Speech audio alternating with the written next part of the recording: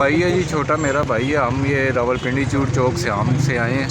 तो वो गया हुआ था टैक्सले नानी के घर, तो वापसी टाइम आ रहा था। संज्ञानी में 22 तारीख है, धरना हालांकि 24 तारीख को हुआ है। तो उसके हाथ में सिर्फ एक पीटीआई का रबर बैंड पहना हुआ था उसने, तो उसको पुलिस पकड़ के ले गई 22 तारीख को।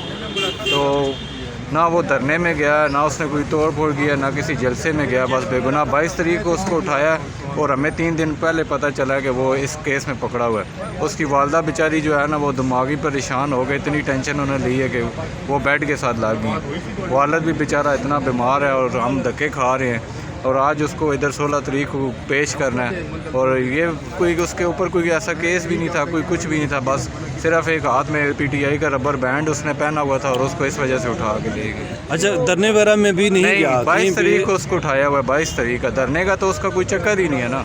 वो टैक्सले से संज्ञानी उसको पकड़ लिया और उसका जो एड्रेस है वो भी उन्होंने खानपुर जोड़ी का लिख दिया। हालांकि वो रहता श्याम चूड़ चौक में रहता है, बस बेगुनाह ही उसको डाल दिया। और बच्चा भी छोटा है, अभी 17-18 साल उसकी उम्र है। मतलब अंडर एज ही है? हाँ, अंडर एज है। ना वो धरने में गया, ना उसका कोई इस तरह का कोई चक्कर है, बस उसको बेगुनाह ही नंबर पूरे करने के लिए उसको उठा के ले गए। क्या कहना चाहेंगे आप? मैं यही कहना चाहता हूँ, अदलिया से यही कहना चाहता हूँ कि इस टाइम हमारी उम्मीद सिर्फ आप पे ही है, क्योंकि ये जो बेगुनाह लोगों को पकड़ा है इनको तो छोड़े ना।